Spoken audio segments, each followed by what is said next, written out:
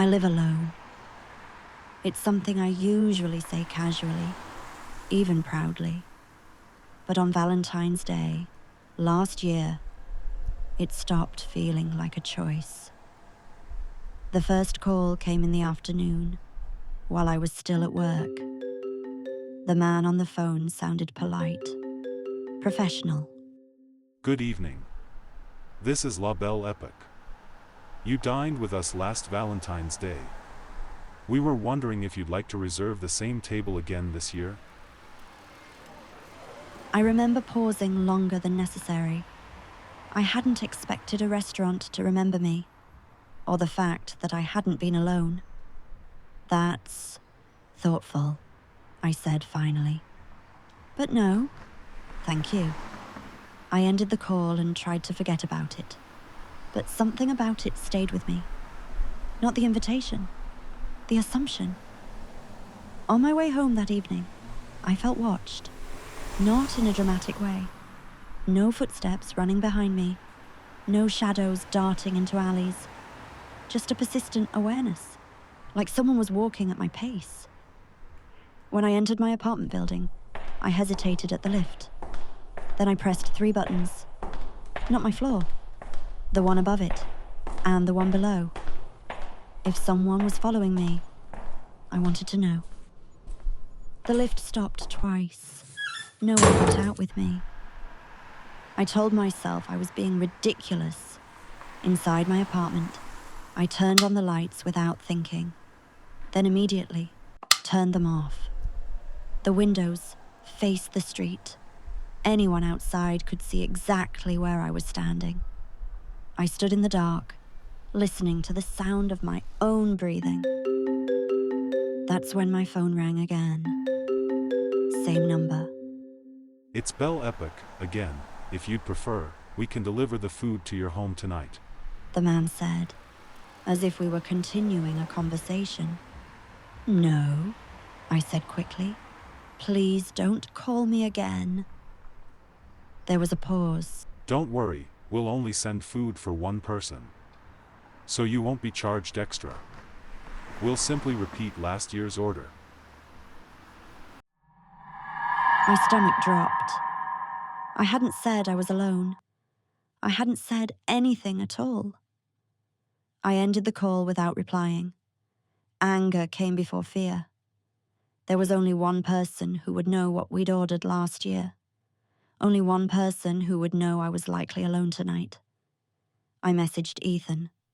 Can't believe you'd stoop so low. Are you harassing me? The reply came a few minutes later. Polite, calm. I don't know what you mean. I hope you're okay. I wasn't sure whether to reach out. We lost Melissa last Monday.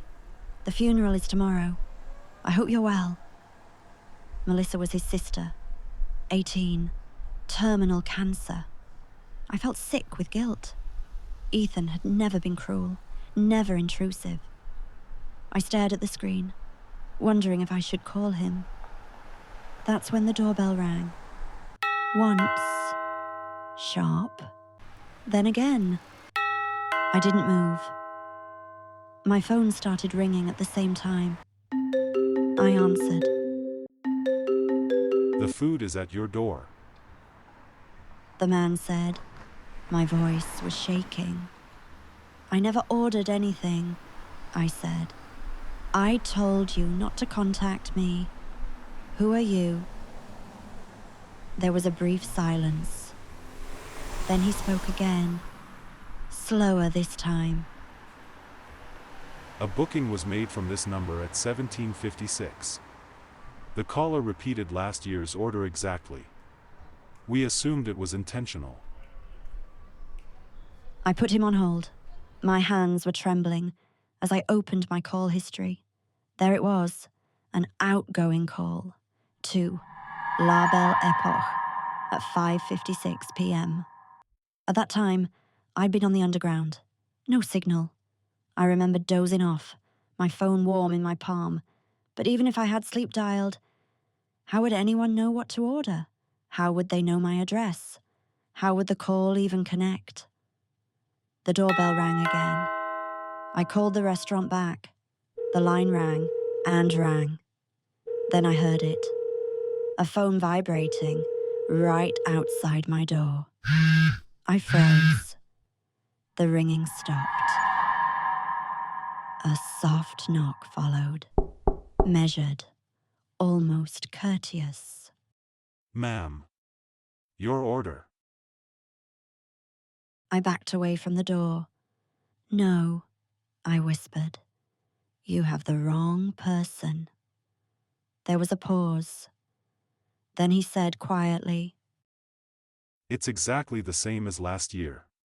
You asked for it that way. My heart was pounding. What was last year's order? I asked. Silence. Then, 2 mains. 1 untouched. I called the police. They arrived quickly. The hallway was empty. No delivery bag, no man, no food.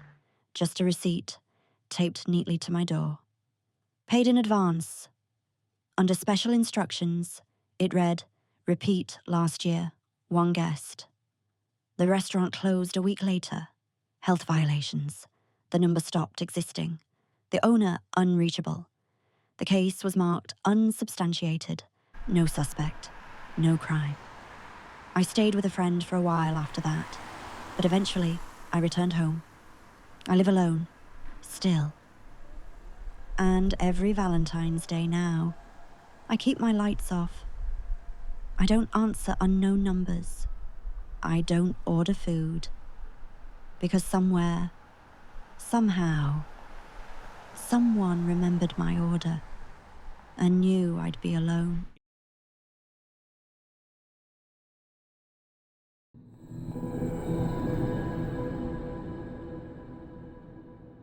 Hi, my name is Alex, and I'm about to tell you something that you may not believe at first, but I really am going through this relationship, my boyfriend. He is a bit different. I don't know where this will take me, but I want to see where this goes, or how far. Let me start from the beginning. By the time I met him, I was exhausted, not physically, emotionally. I am 27, working late every night, coming home to an apartment that felt quieter every day. My friends were getting married, moving away, building lives that didn't include me anymore. I told myself I liked being alone, but the truth was, I was just tired of pretending it didn't hurt. That's why I downloaded Tinder. I didn't expect anything serious, just a conversation, proof that someone might still notice me. His profile didn't stand out. No bio, no photo, just a blank silhouette and a name. I almost swiped past him. Then my phone buzzed. I was hoping you'd be here. I asked him how long he'd been on the app. He said, long enough to recognize you. I assumed it was a bad line, but something about it stuck with me. He never flirted aggressively, never pushed. He just paid attention. The kind of attention that feels rare when you've been invisible for so long. He asked about my day and actually waited for the answer. When I apologized for venting, he said, you don't need to filter yourself with me. When I mentioned I liked old love songs, he said, the sad ones are better. They feel honest. He sent messages late at night, always gentle. Did you eat today? Did you get home safe? I like the way you think.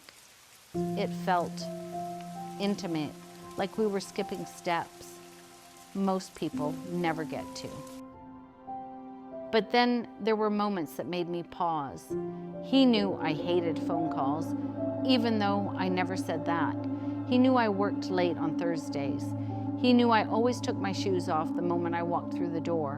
When I asked how he knew, he'd say, you seem like someone who notices details. I just returned the favor. I told myself he was observant. I didn't want to believe anything else. Last Friday at night, we were talking about where we felt safest. I told him I liked my bedroom. He replied almost instantly, "The blue lamp helps, but you should really fix the curtain. The street light comes through the gap." I froze. My lamp was blue, and there was a gap in the curtain, one I'd noticed just that morning. My phone buzzed again. You always face the door when you sleep.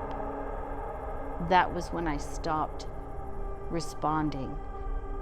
I sat there for a long time, staring at my phone like it might explain itself. I told myself there had to be a normal reason, an explanation. Coincidences stack up when you're already anxious. I tried to slow down my breathing. I didn't turn the lamp off. I kept the room exactly as it was, listening for sounds I couldn't name. I looked around, trying not to find anything. I remember thinking how strange it was that fear felt so orderly. Before going to sleep, I remembered reading in a book that sometimes people who are really into you can read your mind. They pick up the same thoughts and they see the same things without realizing why they did what they did. I slept facing the door. He didn't message for 2 days. Then on Monday, my phone lit up. His messages were pouring in, one after the other. I don't like crowds. Neither do you. Let me take you somewhere quiet on Valentine's Day. I should have blocked him instead. I said yes. Today is Valentine's Day. He has asked me to meet him at the park near my apartment. Not the side with the playground and lamps, the other side, across the brook. There was a narrow footbridge that people rarely used after sunset. On the far end, a single wooden bench faced the water. No lights, no houses close enough to see. He said he liked that spot because it stayed quiet after dusk. No one watches themselves as carefully there, he told me. I'd sat there once before, alone. I have still not found answers to the questions I have from our conversation last week. Maybe today would be a good day to ask. I heard him before I saw him, the sound of footsteps on damp leaves. As he is stepping closer, the light from the water catches his face, and it didn't settle. His features shifted gently. What? Like the surface of the brook when something moves beneath it. He is watching my expression, curious. He is closer now. This one isn't right, is it? His face just changed again. His grin is now swimming before my eyes. Closer, familiar. My own stomach is turning as he is smiling. Is this some AI-induced reality glitch? I'll get better, he said. I always do. I should run. Now. I don't remember how I got home. I only remember the way he stood up from the bench and how for just a second I thought I was looking at myself from a distance. The next morning, my phone was quiet, no messages, no missed calls. That should have felt like relief. Instead, something felt finished. When I looked in the mirror, just for a moment, I thought my reflection smiled at me. Later that day, my coworker asked if I'd finally met my Valentine. She said I seemed different, sounded different, happier, more complete. Tonight my phone buzzed, a Tinder notification, a new message. Without thinking, I typed, "I was hoping you'd be here," and hit send. The profile photo is a blank silhouette, but the name? It's mine. Alex.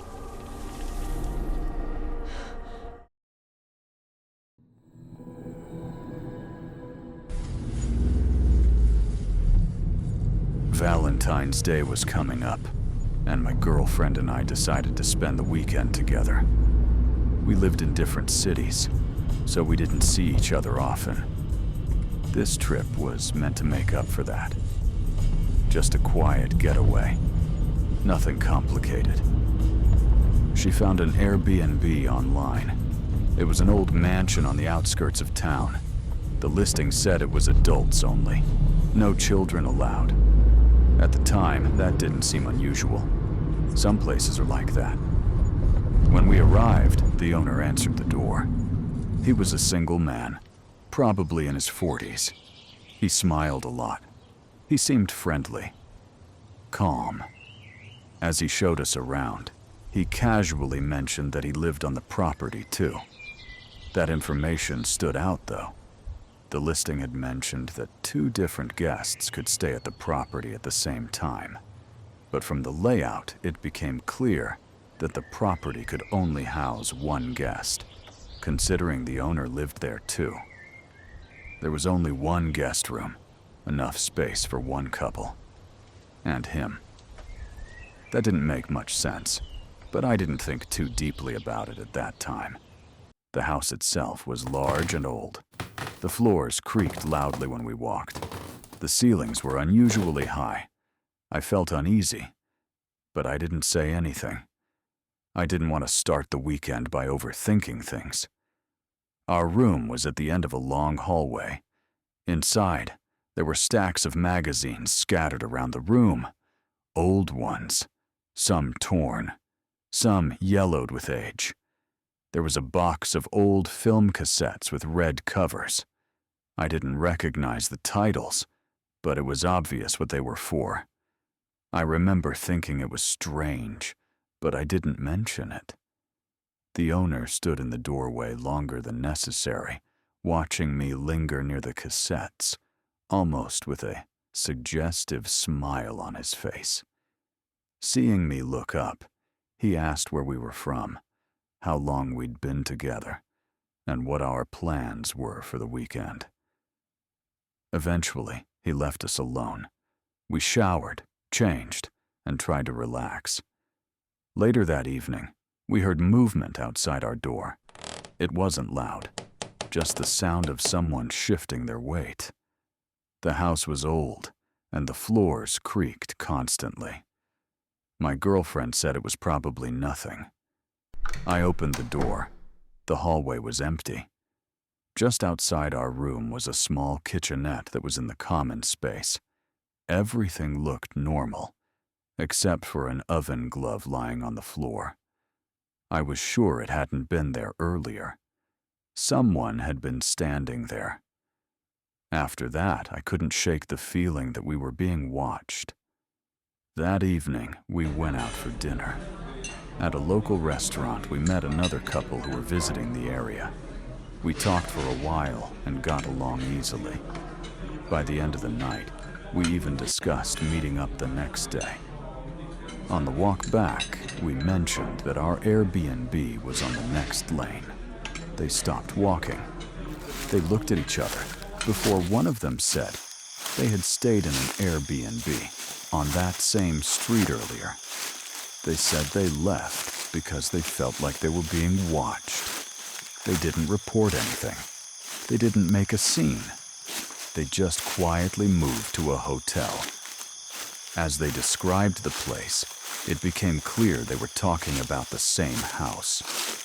My girlfriend immediately said she wanted to leave and stay somewhere else. I hesitated. I didn't want to assume the worst without proof. The other couple didn't say much more after that. We said goodnight and went our separate ways. When we returned to the mansion, we realized we had left the key inside our room. There was no way in without contacting the owner, something I would have preferred to avoid. I rang the bell. He opened the door quickly, as if he'd been expecting us. He smiled and said, "I was wondering what was taking you so long." That caught me off guard, and I looked up at him. He said, "I always know when my guests come in." I didn't respond. I remember thinking that he wasn't trying to scare us.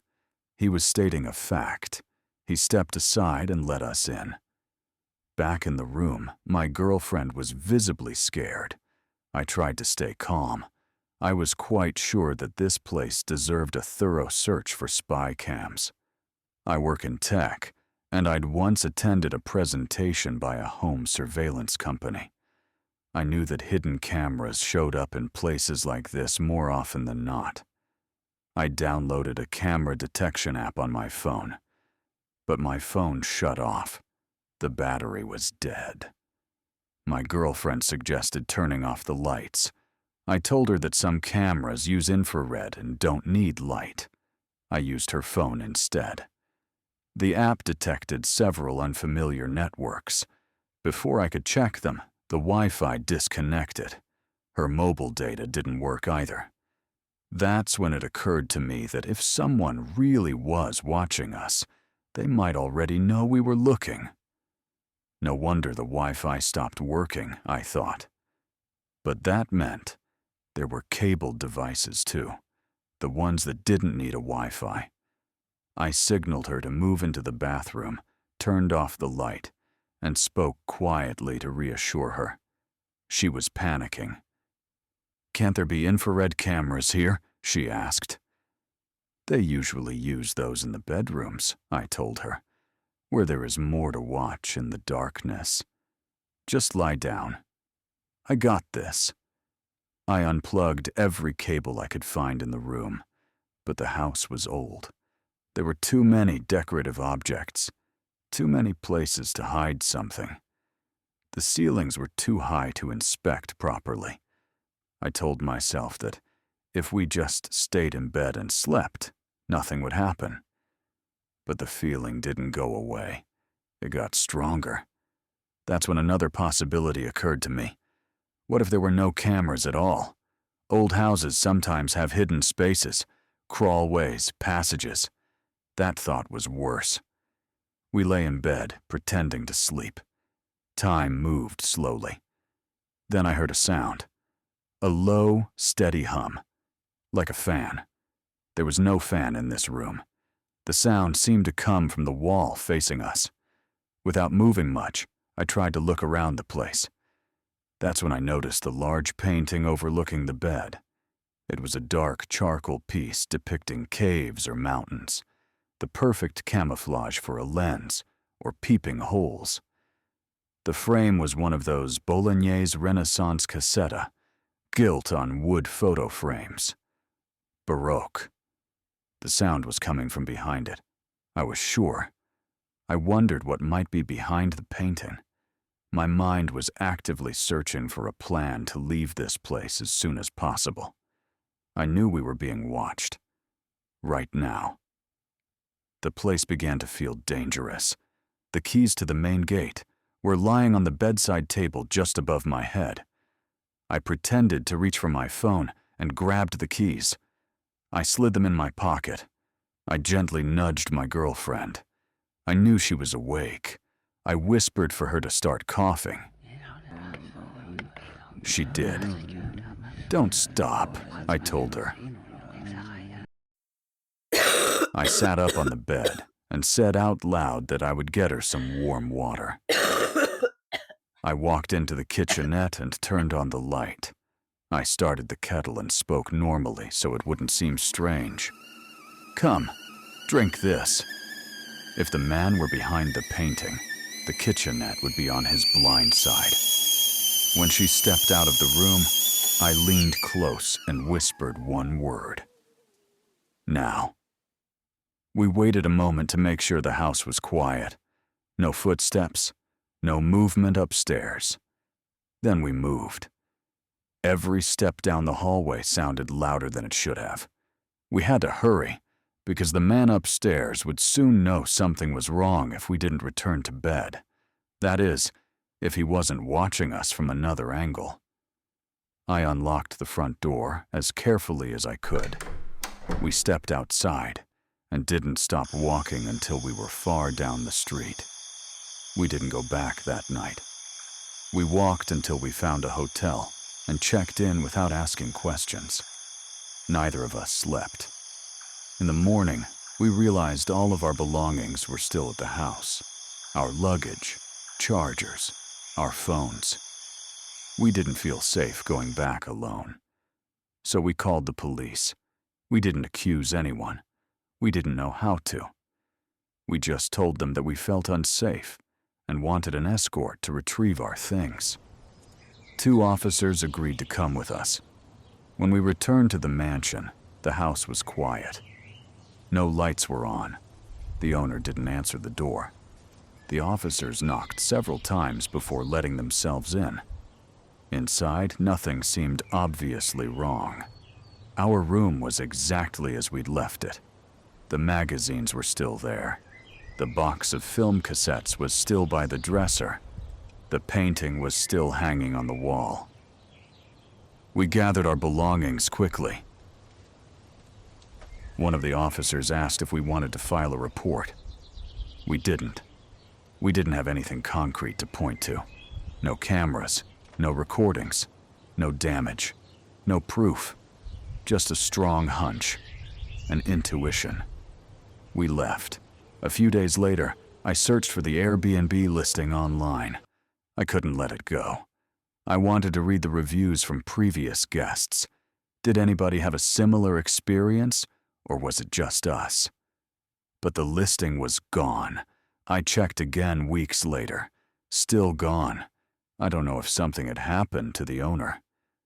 But the sudden disappearance of the property from the Airbnb listing convinced me that our intuition wasn't misguiding us.